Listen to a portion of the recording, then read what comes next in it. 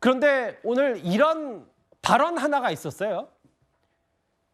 좀 생경한 인물이긴 한데 김영원 국가인권위원회 상임위원, 그러니까 인권위원이 일단 표면적으로 봤을 때 지난번 헌재 부서야 된다는 전한길 씨 얘기와 비슷한 취지 얘기했어요. 탄핵하면 헌재를 부서 없애겠다. 이 표현 때문에 오늘 하루 종일 논란이 됐습니다. 서영주 대변인 생각은 어떠세요? 저는 이 부분에 대해서는 그 김용원 인권위 상임위원이 보수 성향의 인권위원으로 분류가 됩니다. 그러니까 이 지금 현재의 보수층의 커다란 어떤 어떤 메시지, 흐름이요? 어떤 의식의 흐름 자체는 폭력을 쓰겠다는 거예요. 그래서 백색 테러와 무관하지 않구나. 인권위 있는 상임위원도 지금 탄핵하면 헌재 부서 없애야 된다. 왜 이걸 제가 폭력으로 규정하냐면 전한길 한국강사가 그랬어요. 제 뜻을 왜곡했다. 헌재의 폭력은 안 된다. 김영현 상임위원은 마치 탄핵하면 헌재를 서부지법처럼 때려 부숴야 된다고 얘기한 거로 전한길 강사는 규정을 해줍니다. 그러니까 지금 인권위 상임위원이란 분이 지금 대한민국의 시스템인 헌재에 대해서 결정에 불복해서 때려 부수라는 폭력을 쓰라는 말을 하고 있는 자체도 참 경악스러운 지경이고요. 자격이 있는지 의심스럽고 예. 전한길 씨 같은 경우는 지금 민주당에서 고발이 들어가니까 결국에는 법률적 방어 차원에서 이거는 폭력을 쓰라는 게 아니다. 이거는 어떤 가치와 의지를 가지고 헌재에 예. 이런 뜻을 전달해야 된다고 빠져나오는 상황이라서 참 뭐 국민들 보기에 법원에 대한 어떤 판결에 대해서 폭력을 쓰네 만에 갑론을박하는 거 참 예. 씁쓸한 단면이다. 그렇게 보고 싶습니다. 인권위 상임위원회 이 발언, 탄핵하면 헌법재판소 부서 없애야 된다. 그거에 대해서 무료본론도 거절했고, 이 김영현 상임위원회 얘기, 이거 제 뜻 왜곡한 거다. 헌재 폭력은 안 된다라고 재차 전한길 씨가 언론 인터뷰에서 얘기한 모양이에요. 그런데 전한길 씨와 지금 이 발언과 비슷한 취지의 얘기를 오늘 권영세 비대위원장 기자회견을 자청해서 이런 말을 했습니다. 한번 들어보겠습니다.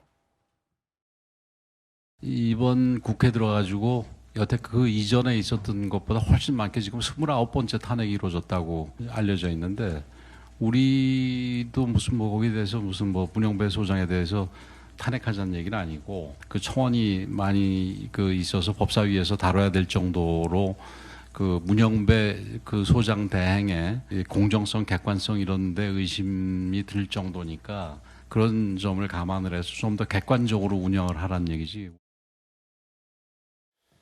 이 얘기를 짚어보기 전에요. 어제 저희도 짚어봤던 그 얘기. 그러니까 문영배 권한대행에 대한 국회 게시판인가요? 판사 탄핵에 대한 청원. 뭐 12만 명 돌파해서 일단 법사위는 가기로 했으니까 이게 조금 전에 집계한 12만 2,800여 명. 오늘 권영세 비대위원장도 뭐라 그랬냐면 정혁진 변호사님. 네네. 법사위까지 갈 정도로 문영배 대행에 대한 공정성이 의심된다.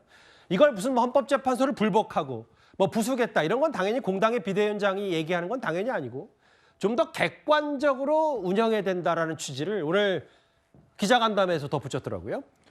그런데 말은 똑바로 해야죠. 권영세 그 국민의힘 대표가 그 비대위원장이 문영배 재판관 탄핵을 안 하는 겁니까? 못 하는 거지. 이거는 상임위원회를 장악하고 국회 과반수였다라고 하면은 안 한다라고 할 수 있을지 몰라도 지금은요. 만약에 국민의힘에서 문영배 재판관 탄핵하는 게 필요하다라고 아무리 생각해도 탄핵할 수 있는 그것도 되지가 않습니다. 그런데 저는 뭐가 문제냐면은 지금 조금 전에 장유미 변호사님 별 문제가 없다는 식으로 말씀을 하셨지만 헌법재판관 47.5%에 대해서 그 47.5%가 신뢰할 수 없다라고 이야기하는 게 그게 비상식적인 겁니까? 제가 봤을 때 상식적인 거잖아요. 지금 대통령을 탄핵하겠다라고 하는 탄핵 여부를 결정하고 할 권한이 있는 헌법재판관들이 그중에 한 명 남편은 뭐 하고 있습니까? 대통령 탄핵돼야 된다고 시국선언 몇 명 하지도 않은 시국선에 이름을 갖다가 올렸고 심지어 그 헌법재판관 친동생은 뭐 하고 있습니까? 대통령 쫓아내야 된다라고 한 그 추진위원회에